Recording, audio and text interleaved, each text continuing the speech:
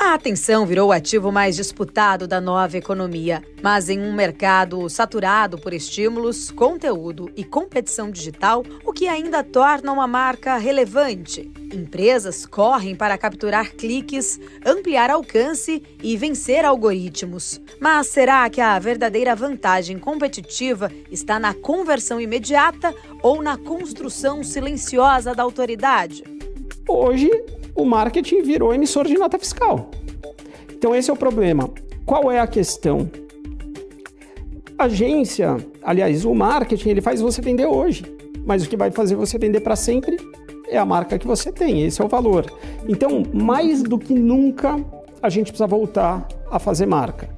Como construir desejo em tempos de sobreoferta? Como manter consistência quando tudo é performático? E o que acontece quando uma marca abandona seus fundamentos para seguir causas passageiras?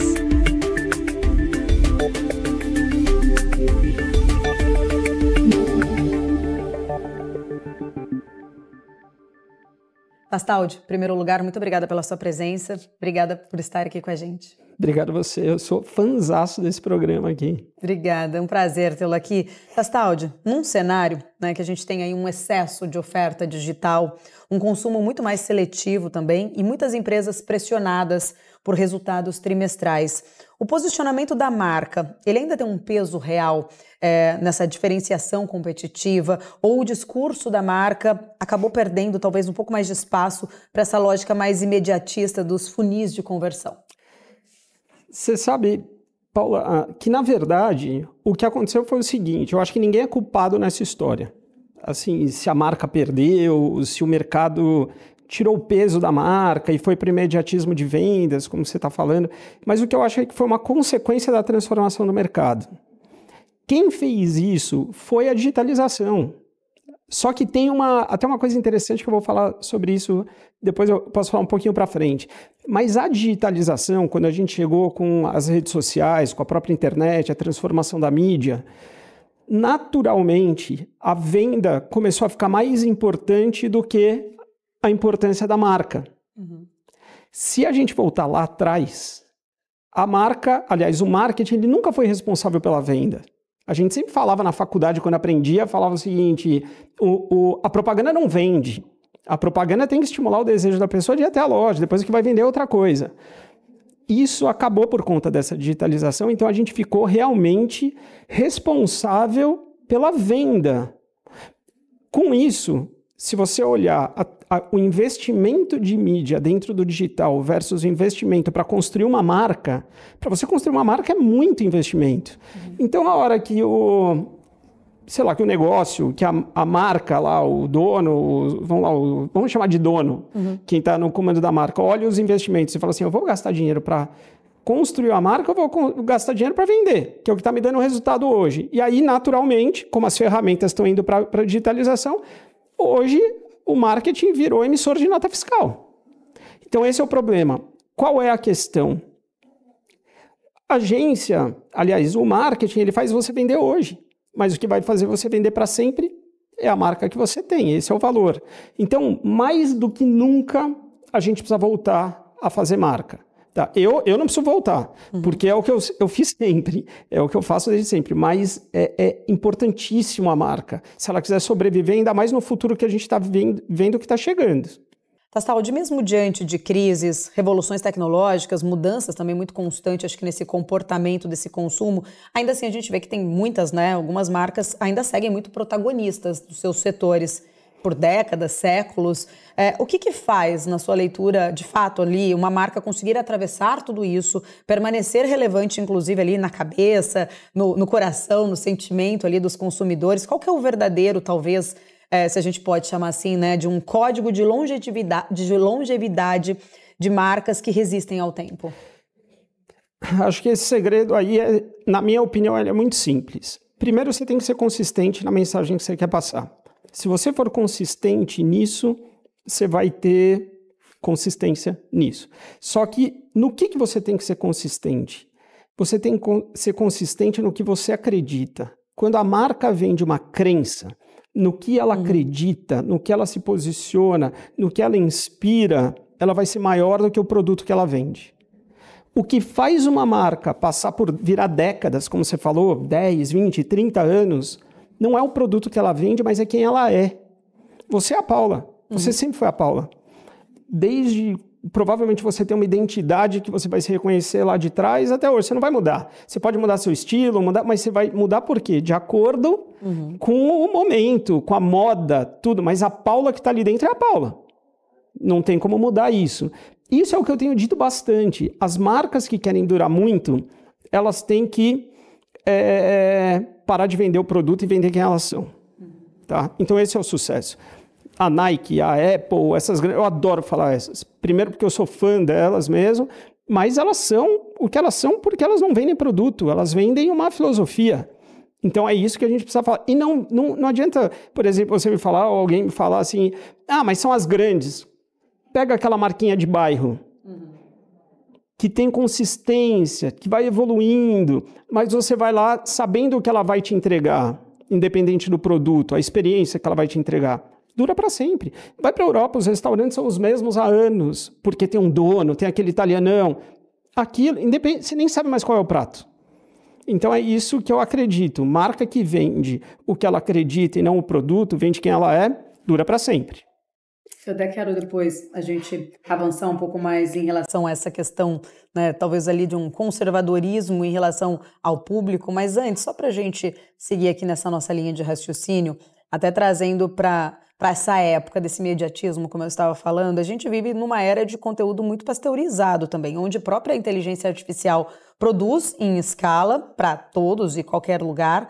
E nesse novo ciclo ali, talvez, né, isso em que se tudo soa parece muito igual ou muito parecido, qual que é o papel real que você enxerga do humano na construção de uma narrativa, do posicionamento, de uma estratégia de uma marca? Ainda existe espaço para a gente pensar numa originalidade, pensando ali um pouco mais dessa profundidade, ser eficiente ali nesse sentido, ou virou mais importante, de fato, ali, né, ter essa conversão do que ser relevante? Então, eu vou tentar no nosso papo ser o mais lúdico possível e tentar dar exemplos. Até porque o marketing é uma ciência muito técnica hoje, muito dado, muito termo complicado. Então, por exemplo, se a gente for falar de branding, eu vou falar de marca. Mas no que você está falando, eu vou tentar dar um exemplo para você, tá? Fazendo um paralelo com a inteligência artificial, que todo mundo fala, se vai substituir, vai acabar com os humanos. Vamos lá, inteligência artificial, teoricamente, é alguém gênio pra gente, não é? Você acha o Messi um gênio? O Messi é um gênio, certo? Ele é um jogador lá fora da curva. O Pelé é um gênio. O Cristiano Ronaldo é um gênio. Todos estão lá jogando. Eu precisaria, por exemplo, se eles são a inteligência artificial em campo, vamos dizer assim, para que eu preciso de um técnico? Para que eu preciso de um técnico se o cara já sabe o que ele vai fazer no campo?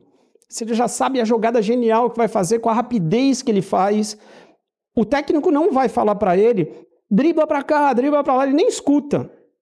E a rapidez dele, a decisão dele lá, como uma inteligência artificial generativa em campo, tomando decisões como uma máquina, que vão fazer ele tomar aquela atitude, mas o resultado, a estratégia, vem do técnico.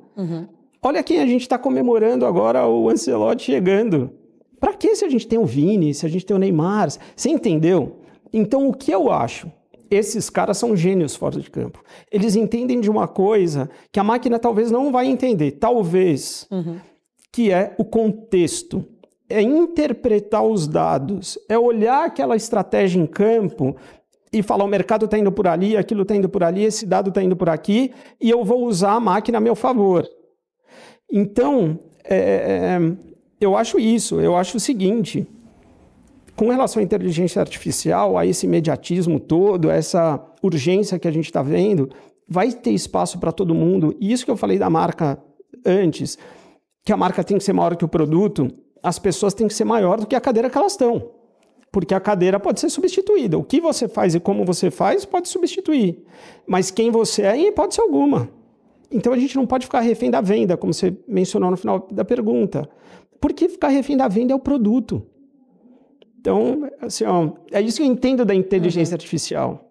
Castaldi, ainda nesse contexto de inteligência artificial, de tecnologia, né, das redes, desse volume que a gente vê muito grande de conteúdos, inclusive, como separar a consistência estratégica do barulho do algoritmo? Cara, pode falar. Assim, eu adorei a tua pergunta. Adorei a tua pergunta. Obrigada. Pelo seguinte, se eu falar com você assim, Paula, você vai escutar e vai guardar. Uhum. As marcas que sussurram ficam na mente. Se você não sussurrar, se você não falar tranquilo, você não presta atenção. Se todo mundo estiver gritando, se eu falar assim, ó, todo mundo fala o seu nome ao mesmo tempo, no auditório, você não decora o nome de todo mundo. Aí pode ser que um chamou atenção porque está com a camisa vermelha, o outro tem um cabelo diferente, mas sussurrar é a velha conversa pé de ouvido, que eu falo com você e você se identifica comigo. Qual é um dos problemas que eu vejo nisso? Eu acho que a forma com que o marketing foi para a gritaria, no sentido da digitalização, da briga por diferenciais, de tudo isso, você acabou perdendo esse espaço de sussurrar, de falar só o seu conceito, de falar pouco, de falar menos e chamar atenção por uma pequena frase de 5 segundos. Eu falo para os meus clientes o seguinte, eu tenho uma técnica ali, quando eu tenho um B2B e também vai vender para o B2C. Que a gente tem, que eu chamo de 5-5-55. O cliente tem 5 minutos para vender o que ele quer vender para o B2B. Se ele conseguir vender em 5 minutos, o cara vai dar 55 minutos para eles debaterem e fecharem o negócio. Quando eles fecharem o negócio, eles vão ter que resumir tudo isso em 5 segundos para vender para alguém. E pode ser uma única frase para sempre. Tá bom, então vamos fazer computador, a gente vai inspirar as pessoas, e para as pessoas a gente vai falar o seguinte, pense diferente. Não vendi produto, não vendi nada, mas toda essa conversa aqui foi desse jeito. Se eu levar 55 minutos para convencer alguém do meu negócio, e isso eu aprendi, eu vou te falar com o Sérgio Amado, assim, quando a gente trabalhava na Ogilvy, que eu liguei para ele e falei, Sérgio, tem um negócio para te contar. Um negócio bom, me dá preciso de meia horinha. Pensando que meia horinha era pouco. Ele falou, Castaldi, eu vou te dar 5 minutos. Eu falei, Sérgio, minha apresentação tem 100 slides. Ele falou, se eu não entender em 5 minutos, eu não vou entender em 15. Mas eu vou fazer uma outra coisa. Você pediu meia hora. Se eu entender em 5 minutos e gostar, eu vou te dar 1 hora. E meu tempo é super valioso. Cara, aí eu fui e apresentei. Convenci, ganhei a 1 hora. Ele falou, agora resume em 5 segundos. Que é o que as pessoas vão ter para entender. É isso. Mas, de novo, eu não quero culpar ninguém pela gritaria. O mercado foi para a gritaria, você tem que ficar gritando diferenciais no digital, as pessoas não... Assim, eu acho que o mercado não se capacitou hoje, porque a digitalização e as métricas e o jeito de você fazer ficou tão comoditizado e fácil de fazer que qualquer um faz. Não estou desmerecendo, estou falando que foi assim. Agora, você criar um conceito memorável que vai ser por décadas é muito difícil, porque aí volta a ter o dom. Você lembra que o publicitário tinha o dom? Assim, era o mágico. A gente fazia alguma coisa, alguém olhava e falava assim, cara, como é que você fez? De onde vocês tiram essa ideia? De onde você teve essa sacada? Isso sumiu, porque a gente foi para diferencial de produto. Então, enfim, eu acho que a gente está vivendo uma era que vai acabar. A gente vai ter que mudar, a gente vai ter que voltar, como você fez a pergunta no começo, sussurrar e não gritar mais. Porque se eu gritar, você não me escuta, mas se eu falar, Paula, opa, deixa eu ouvir. Chama atenção. E nesse sentido, né, que no final das contas não basta só aparecer, é preciso fazer sentido também. Onde que você enxerga uma fronteira ali entre empresas que só se comunicam com aquelas que de fato conseguem criar essa conexão com as pessoas?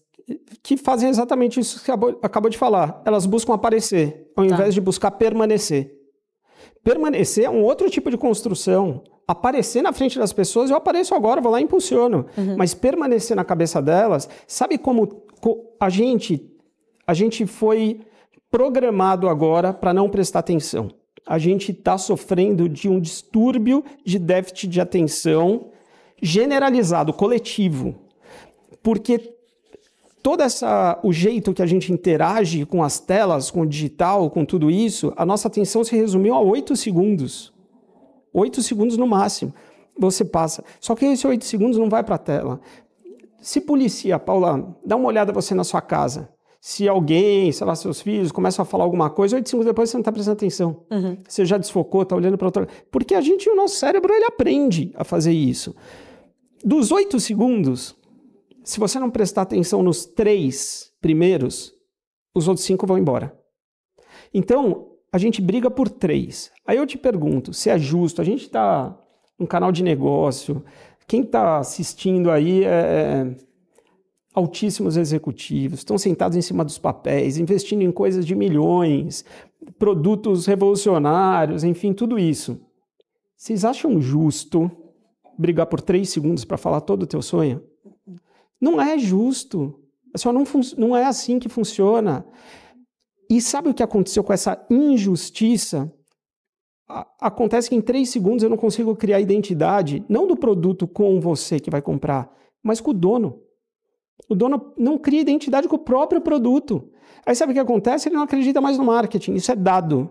80% dos founders, CEOs, donos, não confiam no CMO para baixo, incluindo o CMO. Em muitos casos, o CMO nem senta com o dono, mas com o CEO na mesa para debater. Porque virou um emissor de nota fiscal. Não é um tradutor de identidade. Nos anos 90 para trás, a gente sentava com o dono. A minha consultoria, ela funciona com o meu jeito e funciona para mim, porque eu acredito dessa maneira, porque eu sento com o dono, eu sento com o presidente, olho no olho dele e traduzo a essência do negócio dele em algo que ele fala, eu quero isso na rua. E esse algo nunca é o produto, é quem ele é. E o ego ali, de você conseguir saber que você é aquilo, é uma delícia. Então, hoje a gente está brigando por 3 segundos na frente das pessoas de negócios. Eu não acho justo, cara. Ô, Tastaldi, quando a gente pensa, né, principalmente em grandes marcas, vamos assim olhar principalmente para valuations de empresas ali, especialmente techs, enfim, startups. Vamos pensar numa Apple, de repente. A marca, ela ainda é um dos ativos talvez mais intangíveis, ali mais subestimáveis, né? Por quê? Por que de fato a gente não consegue, talvez, mensurar tanto o valor dessa marca na hora de pensar num valuation? Então, olha que engraçado, porque as marcas hoje são as coisas mais valiosas que a gente tem. Quando você fala, por exemplo, qual a empresa mais valiosa do mundo? É a Apple. É uma marca que você está falando. Mas é engraçado isso que você está falando sobre valuation, porque se você for parar para pensar em quem teve uma ideia de uma empresa, ele pensa primeiro no valuation da empresa antes de ver o balanço. Quando ele pensa numa ideia, ele fala assim, pô, tive a ideia de um produto. Ele já está imaginando por quanto ele vai vender aquela empresa. Isso vem muito antes. A marca vai vir junto com aquela crença. A não ser, lógico, que ele esteja olhando uma empresa de uma oportunidade, que ele está lançando um produto oportunista ali no mercado. Mas como a tua pergunta é de marcas de grande, ela vai nascer, a marca verdadeira, autêntica, vai nascer da crença de alguém. Steve Jobs, todos esses caras já que você colocou nesse nível de grandes marcas. O Phil Knight, ela não nasceu como uma marca, ela nasceu como uma crença. E eles foram traduzindo aquela essência, aquilo virou uma cultura que molda todo um comportamento, que marca uma geração, que vira curadoria de dentro da empresa e o valuation vai para o espaço, como a própria Apple. Tá? Mas quando a gente pega em qualquer outra coisa, é isso que eu falei, o valuation ele vai aparecer na cabeça da pessoa antes mesmo do balanço patrimonial, de olhar lá o balanço e falar assim, ó, ela está valendo. Ele já fez o desenho. Para mim, onde fica o gap desse valor? Quando você não consegue traduzir essa verdade, essa autenticidade da sua marca que você pensou de maneira fácil e que vire algo popular, algo que as pessoas vão conseguir entender o que você está pensando e ser leais a você. E esse é o grande problema que a gente vive hoje, porque a gente tem esse gap e hoje virou venda, venda, venda, venda, e você não consegue construir essa relação com a marca mais. Está muito difícil. As grandes mesmo estão sofrendo. A própria Nike está sofrendo agora com a Halo, como quiser falar, mas está sofrendo, porque ela virou um grande navio, a outra está chegando, E a análise de dados, de como você interpreta os dados do comportamento para se posicionar, mudou e a Nike não conseguiu acompanhar. Ela continuou na alta performance e esqueceu de olhar um dado. E os dados não são vendas, não é por aí. Você tem que olhar dados de comportamento. É o jeito que eu gosto de analisar. Dados de comportamento. E a coisa foi para bem-estar. Alta performance está longe de ser bem-estar. Porque a alta performance machuca, ela é até agressiva, né? E a marca se chama yoga. E nem é só para quem pratica yoga, entendeu? Ela vai para uma outra área. Então, assim, não basta você ter o produto, lembra? Você tem que ter uma crença e traduzir elas. As grandes marcas nasceram de crenças. Então, eu acho que é um grande desafio a gente voltar para isso aí.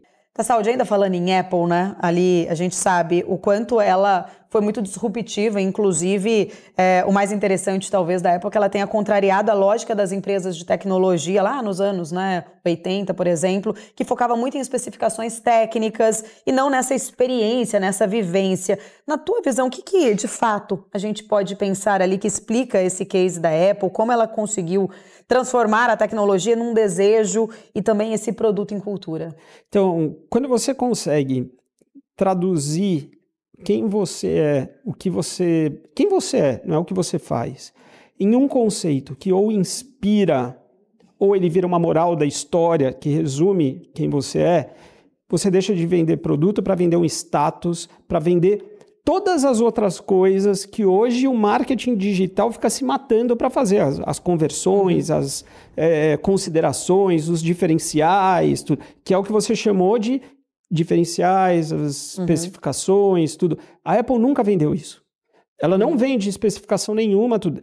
Ela tem isso como um diferencial default. O dela vai ser o melhor, vai ser o mais simples, vai ser o mais prático, mas ela não fala isso. O que ela faz, ela te inspira a pensar diferente, tá? Se eu tenho aqui algo, uma marca que me inspira a pensar diferente, e eu tenho aqui algo com processador que 3 vezes não sei o que, de quantos gigas, um monte de coisa, cara, eu quero pensar diferente. Então ela pode trocar, ela pode mudar, ela pode me dar outro formato, qualquer coisa, porque eu quero pensar diferente. Ela não é mais refém do produto. Olha só, o iPhone dela é praticamente igual em formato desde o iPhone 1. O da outra marca dobra, cospe água, pula a tela, porque ela tem que ficar mudando para continuar relevante. Porque ela nunca me disse quem ela era. Ela nunca me disse para eu pensar diferente, me inspirou em pensar diferente. E aí eu vou te dar outros exemplos bons que a gente trabalhou na época nesses conceitos. Vou dar um que a gente trabalhou bastante. Se você precisar comprar 2 máquinas de lavar, olha as especificações de uma, é a melhor que tem. Melhor, não tem nenhuma melhor do que essa, de cor, de design, de economia de energia, não vai desbotar sua roupa, tudo. Mas você vai comprar essa, sabe por quê? Porque essa não é nenhuma Brastemp. Sabe o que você acabou de fazer? Contar todos os diferenciais da Brastemp, sem falar nenhum. Acabou de matar toda a concorrência dela, porque ela acabou de não ter nenhum concorrente. E você consegue fazer uma transformação, que é o que eu mais busco fazer nas minhas coisas, que é quando você tem o awareness. Awareness é o reconhecimento de marca, que é simplesmente você estar ciente que aquela marca existe, ou espontaneamente, ou por memória, ou por estímulo. Mas você consegue fazer o awareness consciente. Você resumiu todo o funil em um conceito, sem dizer absolutamente nada. Então, eu te falo, pouco importa qual é o modelo design da Brastemp. Você nem sabe qual é, você não foi lá para comprar, sabendo qual era o produto. Você foi lá para comprar qualquer uma que não seja, porque essa aí não é uma Brastemp, eu quero que a Brastemp. Me mostra aí qual é, eu vou levar ela. Esses conceitos fazem com que você venda para sempre. A Apple vai vender para sempre o que quer que seja, porque ela só quer que você pense diferente.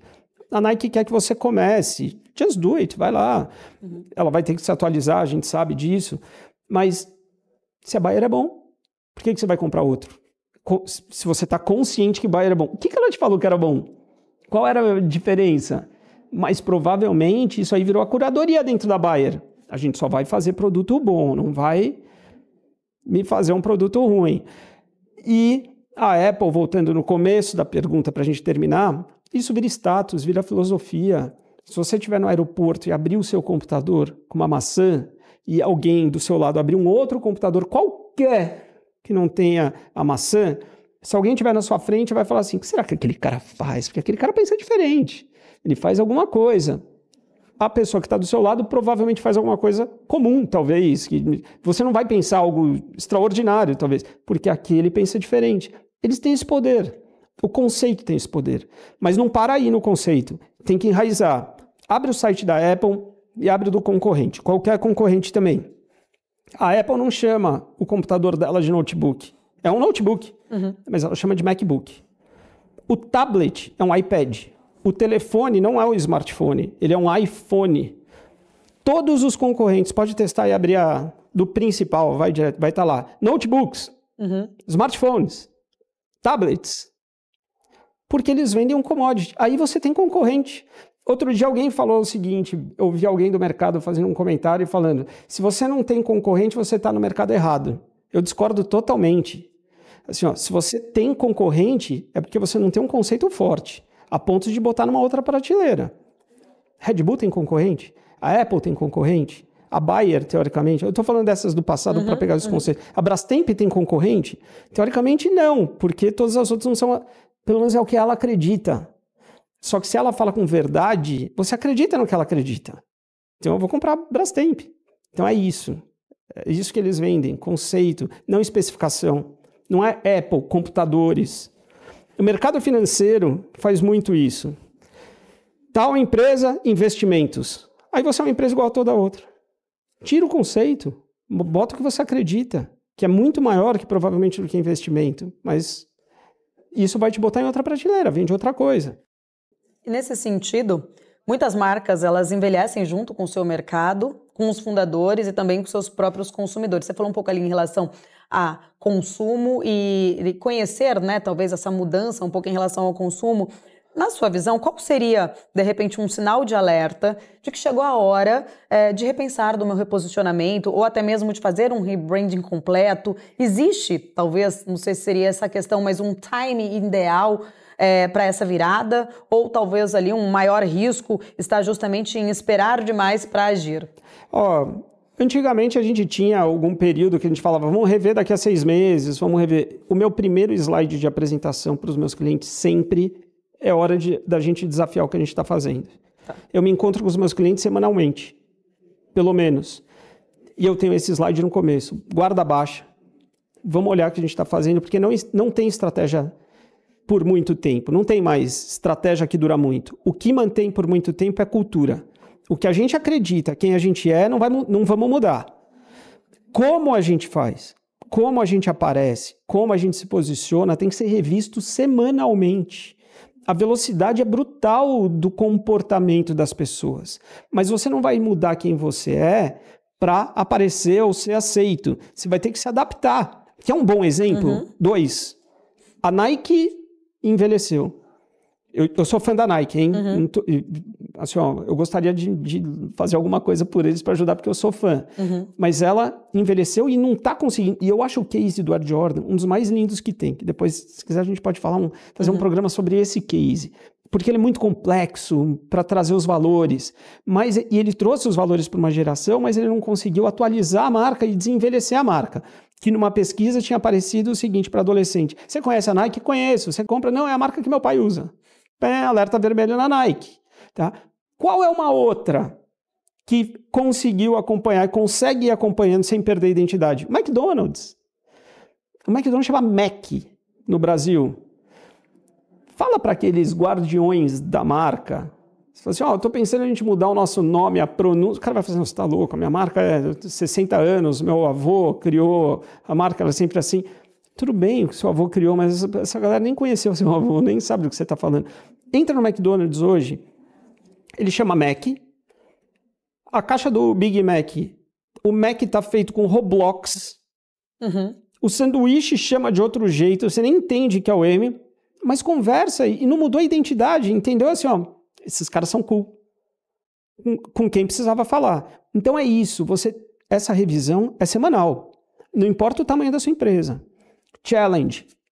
desafia, baixa a guarda, critica, vamos olhar o comportamento, não é enlouquecer, não é assim, transformar o Instagram da marca ou a própria marca no seu Instagram pessoal, não, mas eu gostei desse negócio, eu gosto desse negócio, então vamos fazer. Não, você gostou não, vamos entender os dados, interpretar os dados.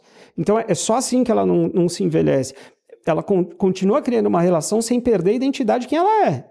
Nesse sentido, quando a gente pensa ali em algumas marcas que envelheceram, como você estava falando ali em relação ao Nike, né? O filho, meu pai usa Nike. A gente também tem, talvez aqui alguns exemplos de outro contexto que eu queria até trazer, pensando em Jaguar, pensando em Audi, de uma mudança, né? De um mercado mais consolidado, de uma marca mais tradicional e que agora, né, a gente vê ali uma mudança significativa e muita gente tem falado que essas marcas, elas acabaram ali cedendo muito a interesses ou posicionamentos de ideologias políticas. Na sua visão, né, quando uma marca ela muda um código simbólico, igual o Jaguar, a Audi acabaram fazendo, isso pode gerar de alguma forma um tipo de alienação em relação ao público tradicional? Existe algum tipo de risco, de repente, de colocar essa mudança ou essa ideologia acima da identidade da marca?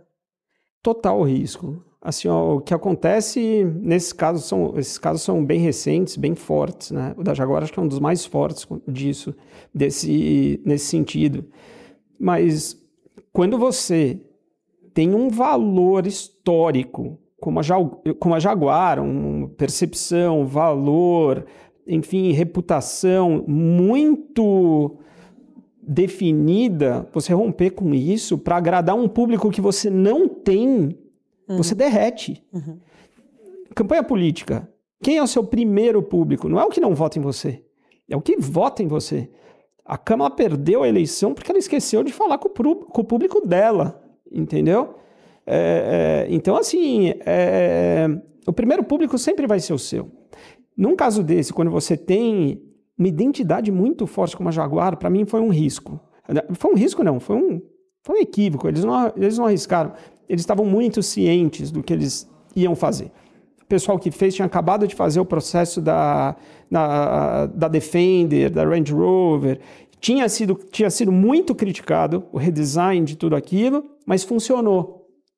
E acharam que ia funcionar para a Jaguar. Eles deram uma sorte no anterior, mas que não foi também tão agressivo. O da Jaguar foi brutal. Assim, a marca, o nome, até a simbologia que eles colocaram, enfim, tudo. Eu não vou nem entrar nessa questão. Mas eles derreteram a marca. Ou seja, eles não reposicionaram a Jaguar, eles lançaram um novo carro, um novo segmento para um outro público. Então era melhor ter mudado o nome e ter feito isso. E falar assim, não vamos mais fazer isso. Mas é o seguinte, quem você é quem você é. E a consistência disso é que faz você vender para sempre, como a gente falou várias vezes. Se você quiser mudar isso, e outra, para contemplar uma agenda, como nesse caso, o risco de você perder a autenticidade e não ser verdadeiro, porque você perdeu a autenticidade, é gigantesco. Então, assim, tem várias outras que não são só a Jaguar, mas a gente teve marca de cerveja, a gente teve muitas que quiseram seguir até, bom, enfim, muitas grandes aí que quiseram seguir uma pauta para se atualizar e conquistar um público maior e derreteram. Então, assim, você não pode perder quem você é, se mudar quem você é ou perder sua essência. Essa é a sua reputação, é quem você... Você pode ter outras soluções no marketing de produtos e que vão ser muito autênticas. Inclusive, se você for transparente nisso, que vai ser muito mais eficiente. A Jaguar foi um desastre. E a gente, do marketing, ainda torceu para que isso desse uma virada. Eu lembro que o Nizam comentou isso em alguma coisa, ele falou assim... Torço para que isso seja alguma coisa genial que a gente não está enxergando. Porque eu mesmo não estou enxergando. E não foi. Foi um desastre. Tastaldi, olhando um pouco mais, né, para o branding pessoal, CEOs, gestores, empresários ali estão cada vez mais expostos, né, com as redes sociais. O quanto eu queria entender na tua leitura que o branding pessoal, ele deixou de ser uma vaidade para, de fato, ele se tornar ali um vetor de influência estratégica? Acho que influência hoje é a grande moeda global. E não estou falando de influencers, mas você influenciar a sua equipe, o seu time, um mercado, as pessoas, no sentido de inspirar, é fundamental. o dono, o founder, o CEO, quem está no comando, tem que aparecer para dar identidade para a empresa. E aparecer, eu não estou dizendo tem que ir para as redes sociais falar. A identidade tem que estar clara lá dentro, tá? O Disney não aparece. Ele nunca teve um Instagram, ele nunca teve nada, ele nunca apareceu nas redes, ele não tem nenhum seguidor, ele. Mas a identidade dele está lá. Ele desde sempre foi o líder. Você sabe, tem uma curiosidade, quando ele desenhava os filmes, desenhava Branca de Neve, por exemplo, ele colocava um banquinho no meio do estúdio e ele interpretava todos os personagens. Para todos os desenhistas, ele contava história, interpretava a bruxa, interpretava os anões. Ele era a identidade daquilo, ele era a identidade dessa fantasia toda. E isso se carrega até hoje. Então, eu estou querendo dizer isso, que a importância do CEO, do dono, de como identidade, óbvio que isso não cabe para todos os negócios, mas a gente está falando num nível alto aqui. É fundamental. Se ele tiver o perfil de ir para fora, Alexandre Costa da Cacau Show. Cacau Show é ele. É uma delícia você ver o que ele está falando e o que ele está fazendo. Sabe por quê? Porque você não acredita no que ele está falando. Você acredita que ele acredita naquilo que ele está falando. Então é uma sensação de você não julgar. Pelo menos eu sinto isso. Eu estou te falando que funciona para mim. Tá? Mas eu olho ele com aquele chapéu de Willy Wonka, eu entendo o que ele está querendo dizer, eu acho maravilhoso o entusiasmo dele. Assim, o Cacau Show nem era o meu chocolate, passou a ser, eu vou lá comprar, sei lá, porque isso acontece com tudo, quando você tem esse entusiasmo.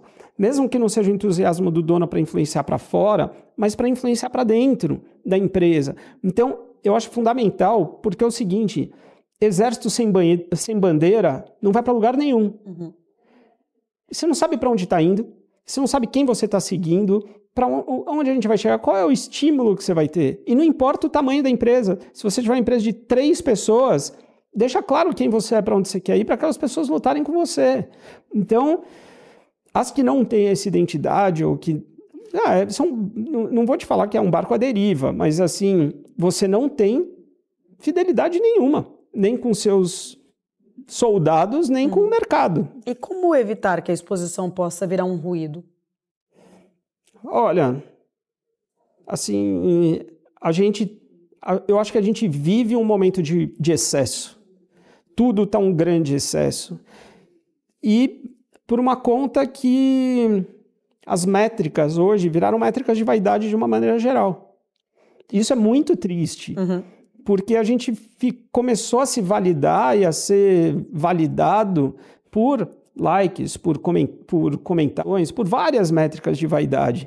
E com isso a gente acaba deixando de ser quem a gente é. Então o maior perigo é você querer agradar ou querer falar coisas assim, ó, quantas vezes você já não ouviu, se a gente não postar desse jeito, ou se a gente não falar desse jeito, não vai engajar, não vai para lugar nenhum. Então você está deixando de ser quem você é. Não tenha medo, as pessoas talvez gostem mais de saber quem você é do que de saber que elas gostavam de alguém que não era quem elas pensavam que eram. Então eu acho que o excesso, cada um tem que achar a sua temperatura. Não tem uma régua. Assim, não tem uma régua que sirva para todo mundo. E num cenário, quando a gente pensa ali no novo capitalismo geopolítico, por exemplo, onde que empresas elas compram narrativas e não apenas market share, eu queria entender um pouquinho na tua leitura. As marcas elas podem exercer ali um tipo de soft power que influencia esses mercados, a sociedade e até decisões regulatórias? Total. Assim, ó, soft power, a Apple é um bom exemplo de soft power. Mas o soft power acontece quando a marca é mais forte que o produto e começa a influenciar uma cultura, começa a influenciar comportamento, a marcar uma geração. Aí o que acontece? Você influencia a decisão pública, política, de investimentos. Vamos atrair agora. A briga agora é a gente vai atrair a fábrica da Apple para cá. Por que a gente vai atrair? Porque a gente sabe que vende, que a gente sabe que é pertence à cultura, mas essa decisão ela é uma consequência. Então, o soft power ele é exatamente comportamental. E vamos pegar empresas pequenas. A gente falou da Alo, ela é um grande soft power agora. Ela é um perigo para as grandes marcas, um perigo positivo, estou dizendo. Porque ela está pegando uma questão de bem-estar aí que vai mudar todo um posicionamento de indústria. E todo esse posicionamento, quando vem, a gente está começando a viver uma geração de bem-estar. A bebida alcoólica está na beira de ficar cafona. Porque ela já, vários lugares já ninguém mais bebe. O que foi o cigarro, né? O que foi basicamente o que virou o cigarro. O que virou o cigarro. O que virou o cigarro. Então você vê em Londres já clubes históricos fechando porque o consumo está caindo, os cafés virando grande, né, protagonista da história, as baladas sendo mais diurnas do que noturnas. Então, assim, a gente tem... Isso aí é o quê? Soft power. Pode ter certeza. São marcas pequenas, influenciando, mudando comportamento, mudando toda uma geração, muda investimento, muda a política pública, muda tudo. Tastaldi, a gente está caminhando aqui para a reta final, tenho mais 2 perguntas. Primeiro, né, para a gente encerrando aqui, entender, se você tivesse sentado hoje com um board aqui de investidores e tivesse que convencê-los a investir em branding com a mesma seriedade com que eles investem em tecnologia, por exemplo, né, investem em logística, em pesquisas, qual que seria o seu argumento? Cara, o argumento é muito simples. A gente está na beirinha que eu digo de uma transformação radical. Nos próximos 2 anos, o mundo vai sofrer uma transformação equivalente a toda a história da humanidade. Tá? Essa transformação, eu não quero ser futurista, eu vou tentar ser realista, porque futurista, nesse momento, nem a mãe de Ná vai conseguir ser. Mas ela vai fazer uma coisa que é inevitável sendo realista. O que você faz, como você faz, com certeza vai sofrer uma transformação radical. Pode ser substituído, pode ser aniquilado, pode ser transformado, não dá para saber. Só tem uma certeza que eu tenho. Quem você é não vai mudar. Então, como a sua pergunta foi, como eu convenço eles de investir em marca? Marca é quem você é. Isso não vai mudar. Se você não fizer um investimento nisso para vender quem você é e não o que você faz, você não vai durar para sempre. Porque a hora que você for alguém relevante, o seu lugar está ocupado.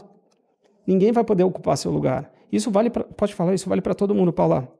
Assim, ó, eu estou lançando um movimento que chama Manifeste. Seja quem você é. Ocupe o seu lugar no mundo.